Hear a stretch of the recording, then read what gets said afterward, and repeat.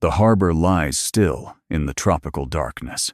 It is the 20th of November, 1739, and the fortress guns of Porto Bello, Spain's most vital treasure port on the Spanish Main, sleep silently above the waters.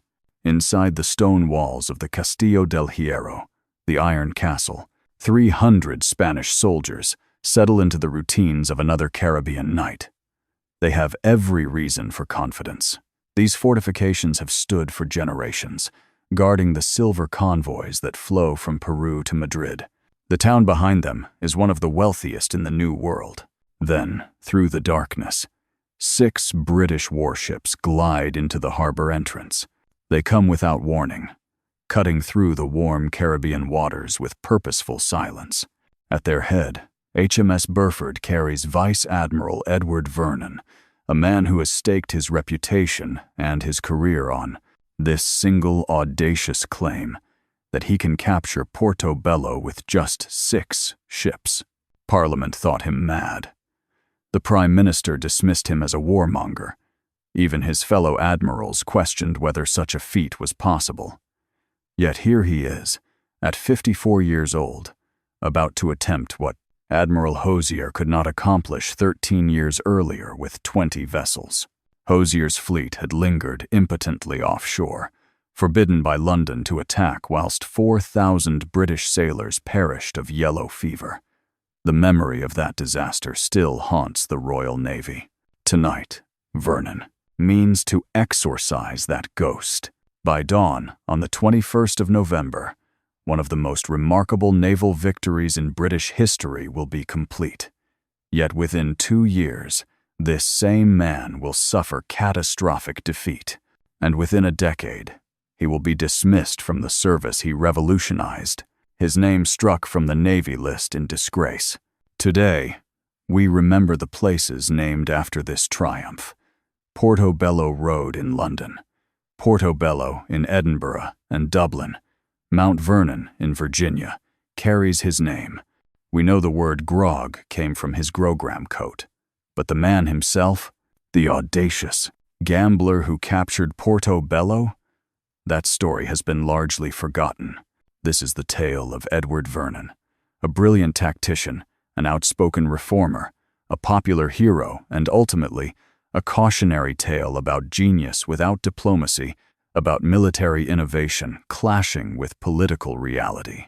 It begins not in the Caribbean heat, but in the privileged drawing rooms of Westminster, where a Secretary of State's son prepares for a most unusual naval career. Edward Vernon entered the world on the 12th of November, 1684, in Westminster, London. He was the second son of James Vernon, who served as Secretary of State to King William III, a position of considerable power at the heart of British government. The Vernon family moved in elevated circles. Young Edward's childhood was steeped in political discourse, in conversations about maritime strategy and continental alliances. His father's influence opened doors, but it was Edward's own temperament, combative, intellectually curious, utterly convinced of his own judgment, that would define his path. Unlike most naval officers of his era, Vernon received a proper education. He attended Westminster School, that ancient institution that had educated England's elite for centuries. Most boys destined for the Royal Navy went to sea at 12 with barely more than elementary schooling. Vernon, by contrast, arrived with a scholar's mind and a gentleman's bearing when he joined HMS Shrewsbury on the 10th of May, 1700, aged just 15, as a volunteer per order, the Navy's way of fast-tracking well-born young men. The timing was propitious.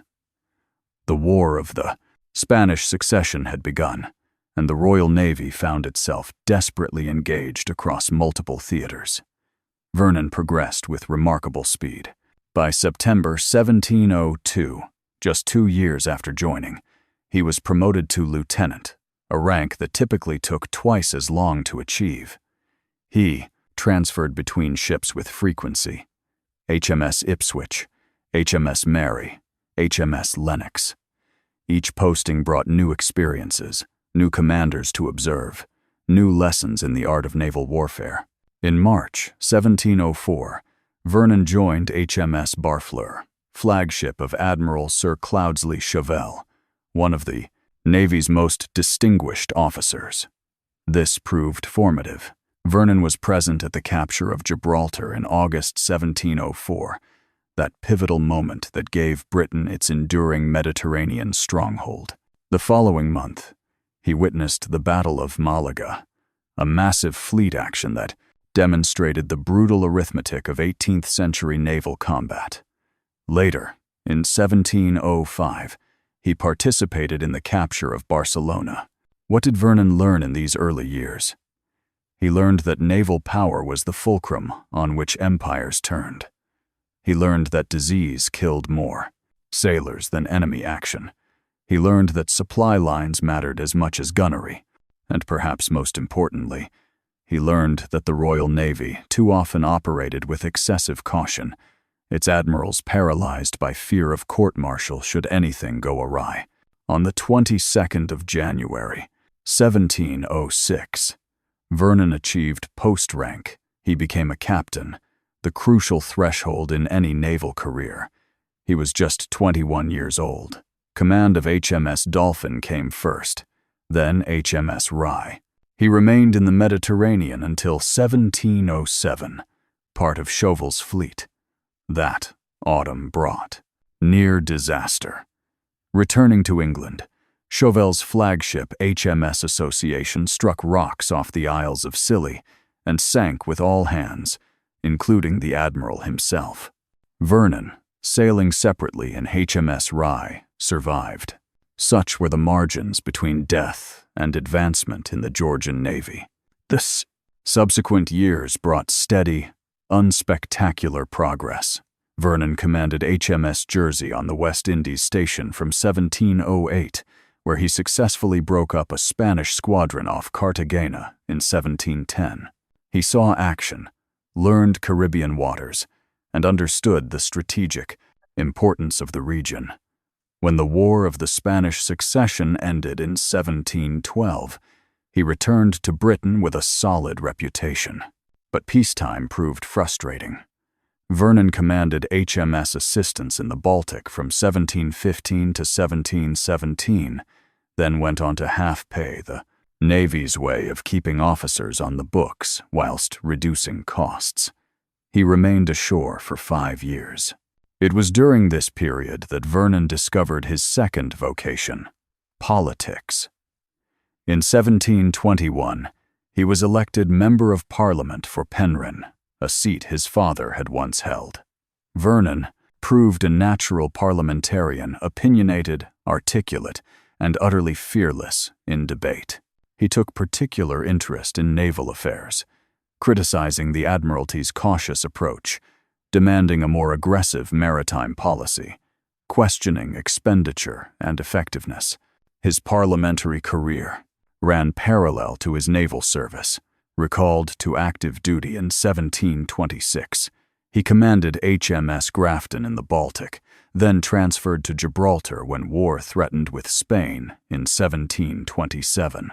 This brief conflict, the Anglo-Spanish War of 1727 to 29, included the disastrous blockade of Porto Bello under Admiral Francis Hosier. Vernon had not been part of Hosier's expedition, but he watched its aftermath with mounting fury. Hosier had been sent with 20 ships to blockade Porto Bello and prevent the Spanish treasure fleet from sailing. But Prime Minister Robert Walpole, desperate to avoid full-scale war, had ordered Hosier merely to intimidate, not to attack. The fleet lingered offshore for 2 years whilst yellow fever ravaged the crews. Between 3,000 and 4,000 British sailors died without firing a shot. Hosier himself perished in August 1727. His body left in his flagship's hold for 4 months before burial.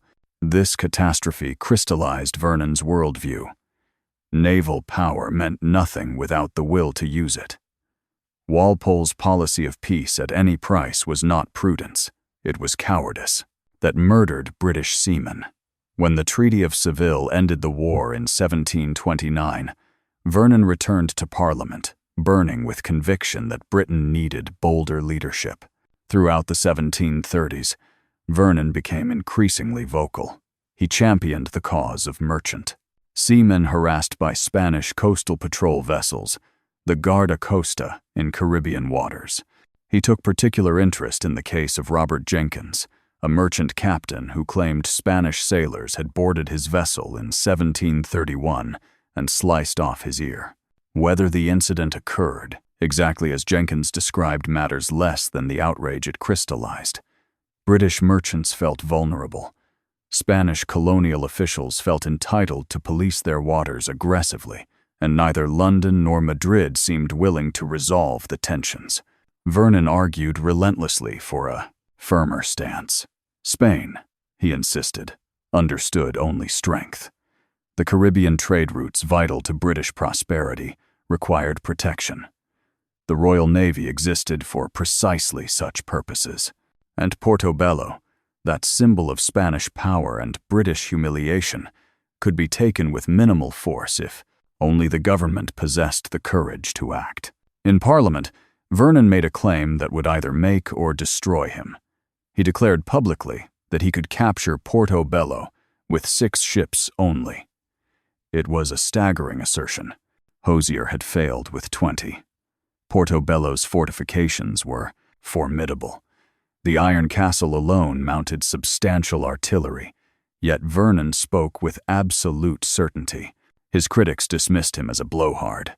Walpole viewed him as a dangerous warmonger. But Vernon's parliamentary allies, the patriot opposition that opposed Walpole's Pacific foreign policy, saw opportunity. Here was a naval officer willing to stake his reputation on aggressive action. Here was someone who understood that British power rested on maritime supremacy and the willingness to deploy it. By 1739, Anglo-Spanish tensions had reached breaking point. Diplomatic negotiations collapsed. The accumulation of maritime incidents, commercial grievances, and political pressures made war inevitable. In July, Vernon received promotion to Vice Admiral of the Blue. More significantly, he received command of a squadron of 6 ships assigned to the Jamaica station. The government's instructions were clear: attack Spanish commerce and settlements in the West Indies. Vernon had his 6 ships. Now he would discover whether his confidence had been justified, or whether he had committed the cardinal military sin of hubris. As his squadron sailed from Portsmouth on the 20th of July, 1739, Vernon carried with him not just the hopes of the Patriot Party, but the vengeful memory of 4,000 dead sailors and 1 disgraced admiral. Hosier's ghost demanded vindication, and Edward Vernon, combative and convinced, intended to provide it. War was formally declared against Spain on the 23rd of October, 1739, but Vernon's squadron had sailed 3 months earlier. By the time official hostilities commenced, he was already prowling Caribbean waters, studying intelligence reports, refining his plan. Portobello, it was no ordinary target. Situated on the Caribbean coast of Panama, it served as the terminus for silver shipments crossing the isthmus from Peru's mines. Treasure arrived overland from the Pacific, was stored in Portobello's warehouses, then loaded onto convoys bound for Spain. The town represented the beating heart of Spain's American wealth, and consequently, it was heavily fortified. 3 major defensive works guarded the harbor. At the entrance stood the Castillo del Hierro, the iron castle whose guns could rake any approaching vessel. Further into the harbor, the Castillo de San Felipe commanded a strategic position. Behind the town itself, additional fortifications provided depth to the defensive system. Together, these strongpoints mounted considerable artillery and housed a garrison of some 300 soldiers under Governor Francisco Javier Martinez de la Vega y Retes. By any conventional assessment, Vernon's force was inadequate. He commanded precisely 6 ships of the line, HMS Burford, 70 guns, his flagship. HMS Hampton Court, 70 guns. HMS Princess Louisa, 60 guns. HMS Worcester, 60 guns. HMS Strafford, 60 guns. And HMS Norwich, 50 guns. Total complement, approximately 2,735 officers, seamen, and Marines, against well-sited fortifications defended by troops fighting from prepared positions. This seemed insufficient. But Vernon possessed advantages that transcended simple arithmetic. First, he had surprise. The Spanish did not expect an attack with so small a force. Second, he had studied Hosier's failure and understood its lessons. Speed was essential, both to achieve tactical surprise and to minimize exposure to tropical disease. Third, Vernon commanded experienced crews aboard powerful warships whose broadsides could deliver devastating weight of shot. And fourth, perhaps most crucially, Vernon possessed absolute clarity of purpose. Unlike Hosier, he faced no ambiguous orders, no political constraints requiring mere intimidation. He was here to attack. On the evening of the 20th of November, Vernon's squadron arrived off Portobello. The timing was deliberate, approaching at dusk, under cover of darkness. The British ships glided through the harbor entrance, prepared for general action, though Vernon hoped to achieve surprise. The wind, however, proved uncooperative, blowing from the east. It forced Vernon to concentrate his initial assault on the Castillo del Hierro, rather than distributing his forces more broadly. What followed demonstrated the power of overwhelming naval gunnery applied with precision. The Iron Castle, formidable though it appeared, could not match the combined broadsides of Vernon's squadron. British warships could maneuver to present fresh broadsides, whilst fortress guns remained fixed in position. Moreover, naval gunnery crews drilled endlessly in rapid fire could achieve rates that land-based artillery could not match. The Spanish garrison, caught unprepared, responded with confusion. Contemporary accounts indicate that as British shot began striking the fortress, panic spread amongst the defenders. When several Spanish soldiers began fleeing from exposed positions, the garrison's cohesion collapsed.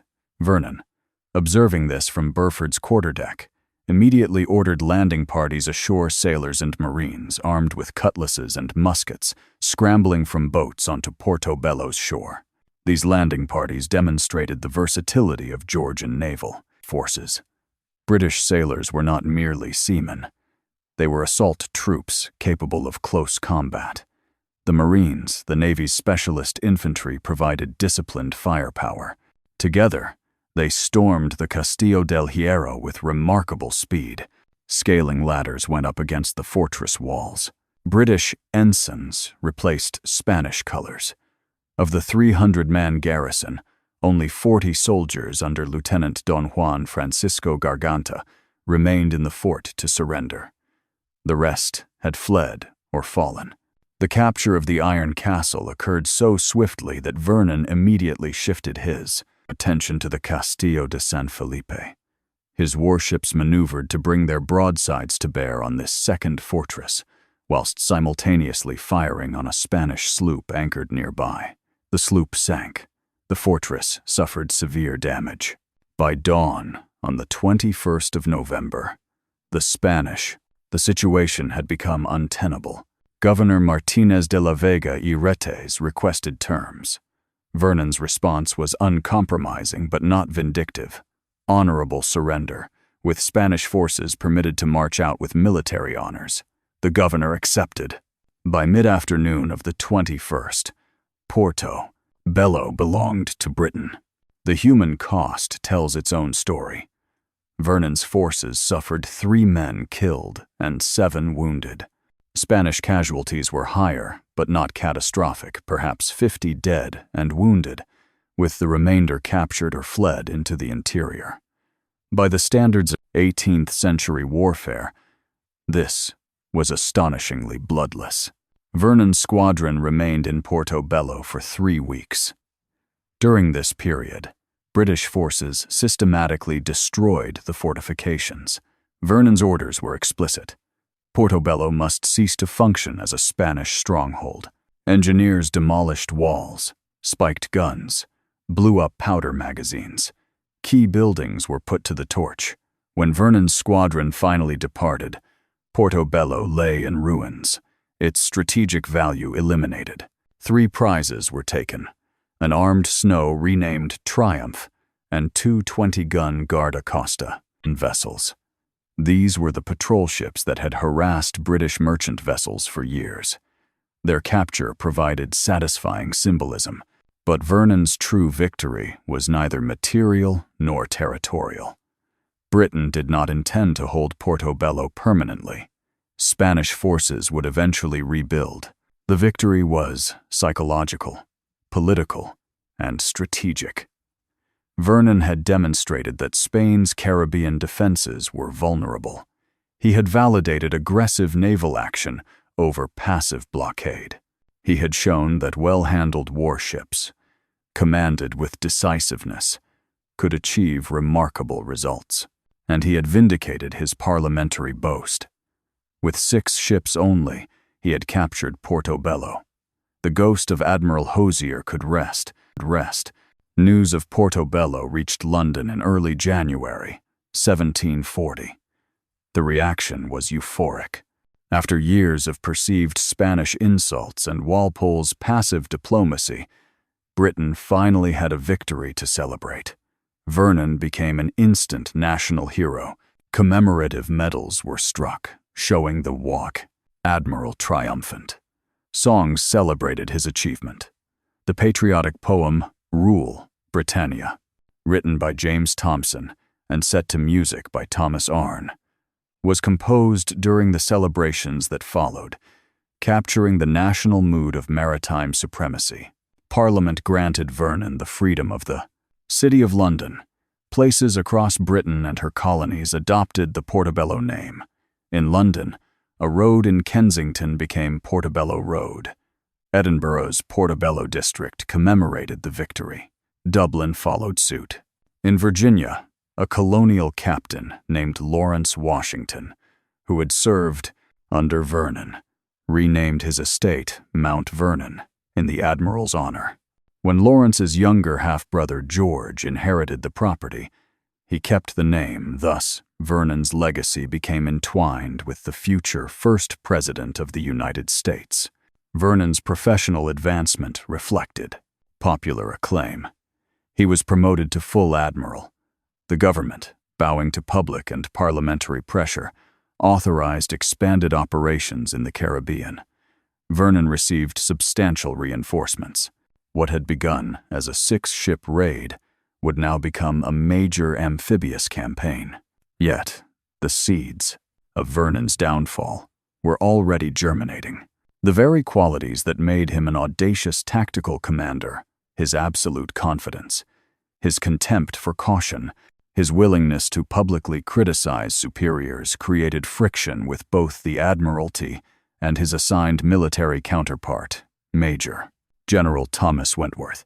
The target selected for this larger operation was Cartagena de Indias, Spain's principal fortress city on the South American coast. In March 1741, Vernon commanded a fleet of 186 ships, carrying approximately 29,000 men, one of the largest expeditions Britain had ever mounted. Against this force, Spanish Admiral Blas de Lezo commanded perhaps 3,600 defenders, including sailors from 6 warships anchored in the harbor.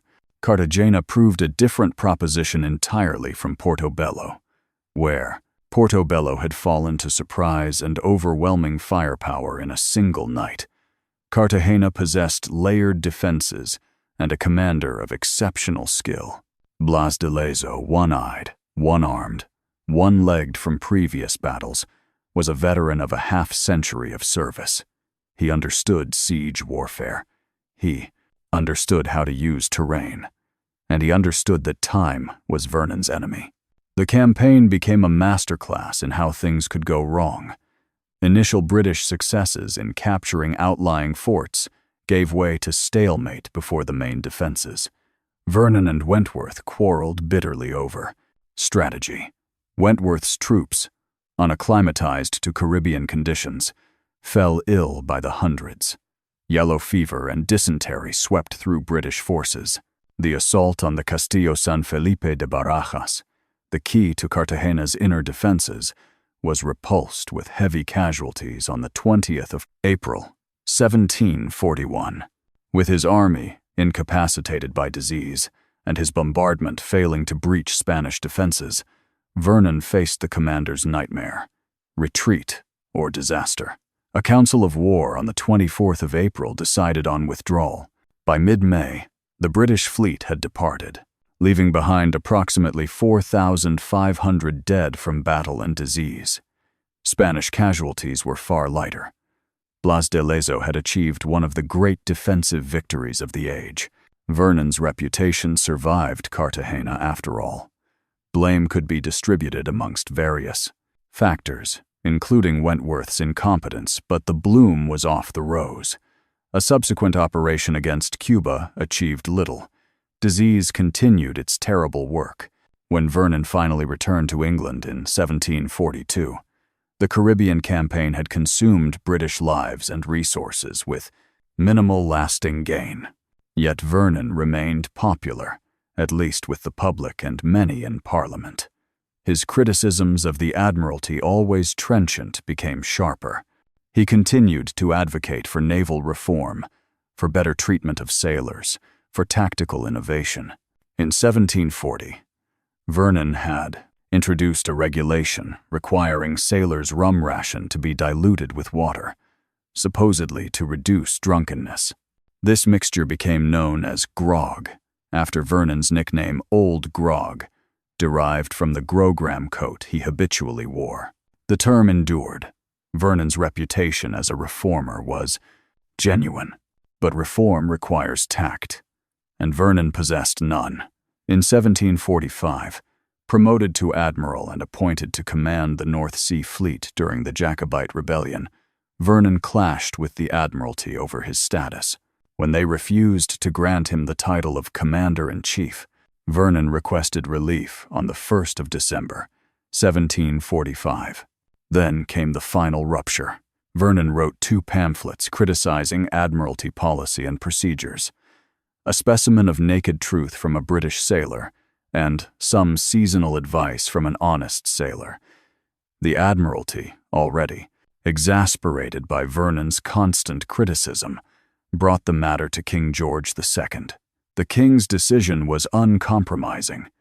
On the 11th of April, 1746, Edward Vernon's name was removed from the Navy list. After 46 years of service, he was dismissed. Vernon continued, serving as Member of Parliament for Ipswich, holding his seat even in the face of strong opposition in the 1754 general election. He remained active in naval debates, still advocating for the reforms he believed essential. But his active career was over. The man who had captured Porto Bello with 6 ships, who had revolutionized naval tactics and welfare, who had been a national hero, now spent his remaining years at his estate in Nacton, Suffolk, bitter and unrecognized by the service he had transformed. Edward Vernon died on the 30th of October, 1757, aged 72. The Navy he had criticized so ferociously would, within decades, dominate the world's oceans. Many of his reforms, his emphasis on aggressive action, his tactical innovations, his concern for sailors' welfare would become standard practice. But Vernon himself received no memorial, no state funeral, no official recognition. History moved on. Nelson became the embodiment of British naval excellence.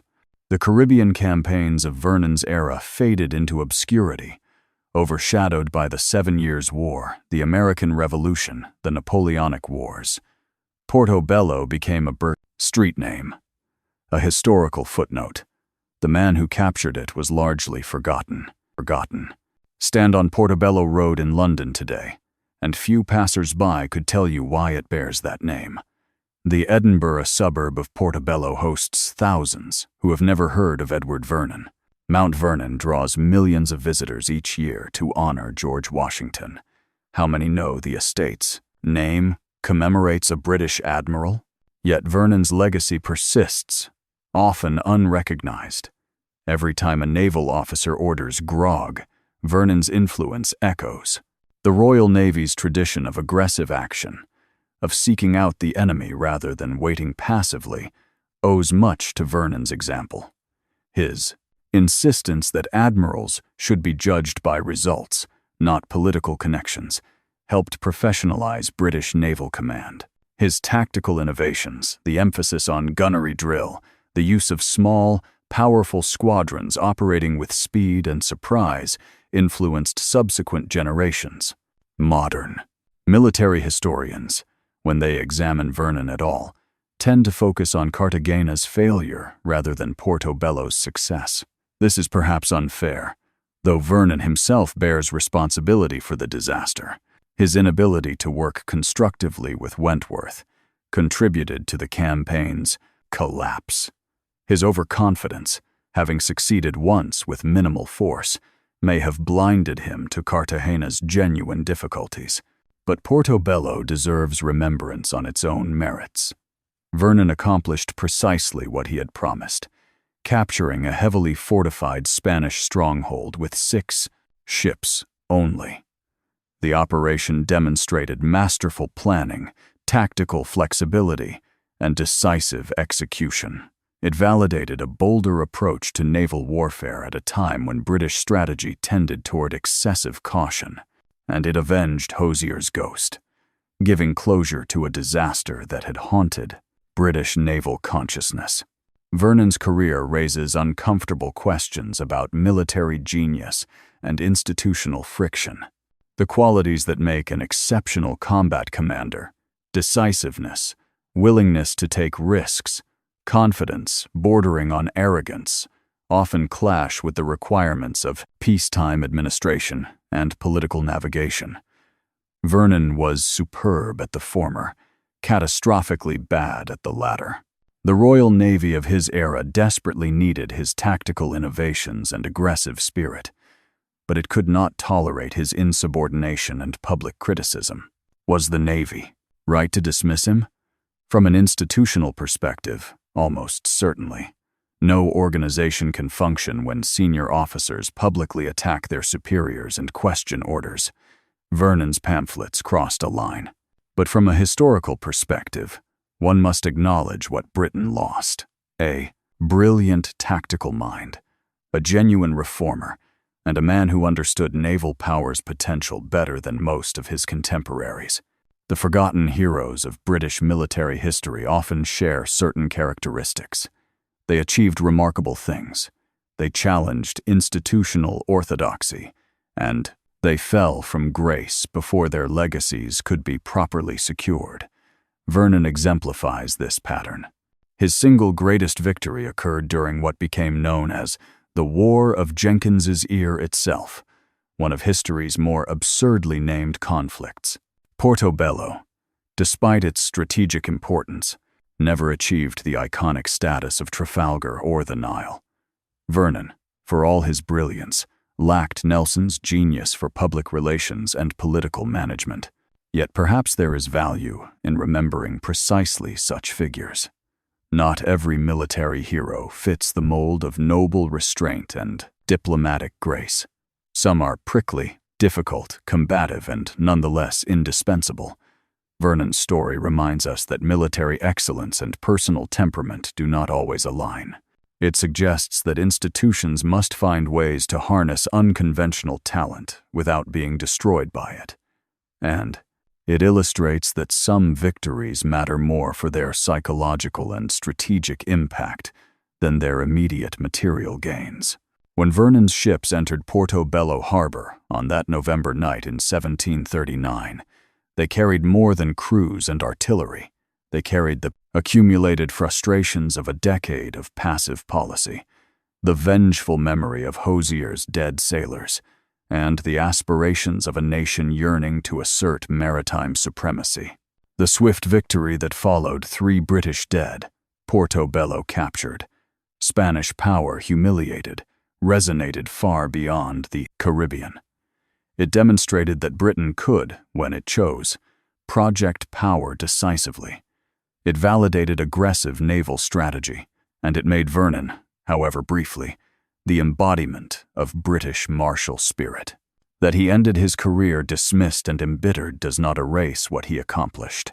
That his name has faded from popular memory does not diminish his impact on British naval development.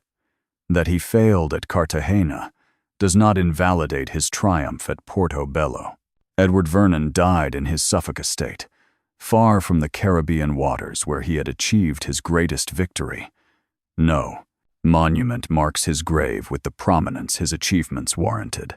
But every ship that sails under aggressive orders, every admiral who chooses decisive action over cautious waiting, every naval tradition that prizes initiative and audacity, these carry Vernon's legacy forward. The capture of Portobello was not Britain's greatest naval victory. It was not its most strategically significant, but it was, perhaps, its most perfectly executed gamble. A calculated risk that succeeded brilliantly because a difficult, brilliant man staked everything on his own judgment. In an age when we tend to remember the diplomatic and the politically adept, there is something valuable in recalling Edward Vernon, awkward, argumentative, absolutely right about Portobello. His ghost, unlike Hosier's, needs no avenging, but it deserves remembering.